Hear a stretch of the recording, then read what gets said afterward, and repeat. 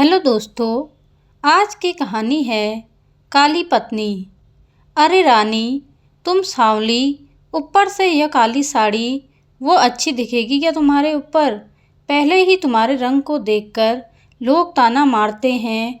पूरब रानी को बोला, देखो ना पूरब, मैं बोलती तो कहती सास बोलती रहती है। हमेशा ऐसा लगता है जैसे कौवे को काला टीका लगाया हो। पति और सास का बोलना सुनकर जरा उदास हो गई वो। काली नहीं थी, कृष्णवाणी और रानी नाक नक्शे में अच्छी थी, पर पति और सास कलर को लेकर रानी को हमेशा ताना मारते थे। क्या करेगी वो भी? वह गोरा और रानी कृष्णवाणी लोगों का क्या, वो तो नाम रखने में पीएचडी होते हैं। ब्लैक और वाइट जोड़ी बोलते थे दोनों को। पूरब का मन वैसे साफ था। रानी को अगर कोई कलर को लेकर बोलता तो उसे जरा भी अच्छा नहीं लगता था, इसलिए वह भी थोड़ा बहुत बोल देता था ताकि वह जिद ना करे। लेकिन जब वह बोलता था तो उसे इस बात का पछतावा होता था। उसकी माँ घर में हमेशा कड़वाहट रखती थी। आज भी वैसे ही हुआ। घर में उत्सव के माहौल में सुबह जब सास ने रानी से बात की तो वह थोड़ी घबराई हुई थी। उसका चेहरा भी शांत था। पूरब वास्तव में खुद पर शर्मिंदा था। अपराधी की तरह बैठने के बजाय वह काम के लिए बाहर गया। कई सारी महिलाएं काली साड़ी पहनकर सड़कों पर चल रही थी। सभी ही गोरी थी ऐसा नहीं था, लेकिन उन पर वह काली साड़ी अच्छी लग रही थी। पूरब काम की जगह पर गया। उसका बचपन का दोस्त विकी और उसका पूरा परिवार साथ में था। जान पहचान हुई तभी पीठ के पीछे से विक्की की पत्नी आई। वह भी काली सांवली ही थी। काली साड़ी पहनी थी उसने। पीछे से एक आवाज़ आई, प्रतीक्षा दीदी, अच्छी दिख रही हो। आपकी साड़ी भी अच्छी है और आप भी। प्रतीक्षा के चेहरे पर खुशी आई। उससे ज़्यादा विक्की खुश हो गया था। पूरब विक्की को कौतूहल से देख रहा था। विक्की ने वह देखा और जाना वो पूरब के सवालों को हल करना चाहता था। विक्की ने पूरब से सीधे ही पूछ लिया, पूछो तुम्हारे मन में जो भी है, मैं तुम्हें उसका उत्तर देने के लिए तैयार हूँ। पूरब पहले हड़बड़ाया, फिर वह बोलने लगा कि नहीं नहीं, ऐसा कुछ भी नहीं है। विक्की ने पूरब से कहा, तुम मुझे नहीं जानते कि मैं लोगों का मन कितने अच्छे से पढ़ सकता हूँ। तुम तो मेरे बचपन के मित्र हो। तुम्हारे मन की बात भला मुझसे कैसे छुपी रह सकती है? विक्की आगे बोला, चलो ठीक है, तुम्हारा सवाल भी मैं ही बता देता हूँ।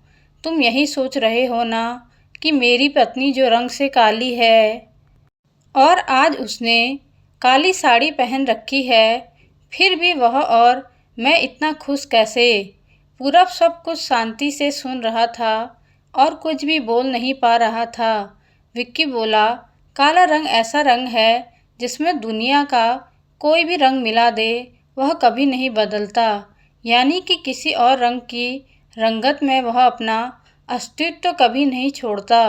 इसी प्रकार प्रतीक्षा भी दिल से एकदम उस कलर के जैसी है, कभी भी रंगीन न होने वाली लड़की है।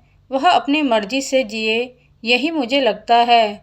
मैं उसे खुश देखना चाहता हूँ। लोगों को क्या है, वह तो बैठे ही हैं बुरा भला बोलने के लिए। गोरी और रही तो छिपकली बोलते हैं, काली होती है तो चूहा या कौवा बोलते हैं। क्या क्या नहीं बोलते लोग। ताना मारने वाले मारते रहें, हमें हमेशा खुश रहना चाहिए। वही मैं अब कर रहा हूँ। वो सुबह मुझे बोली, मैं कैसी दिख रही हूँ? अच्छी लग रही हो तुम। ऐसा बोलने पर उसके चेहरे पर वह कोलगेट स्माइल देखकर मुझे सकारात्मक ऊर्जा मिली।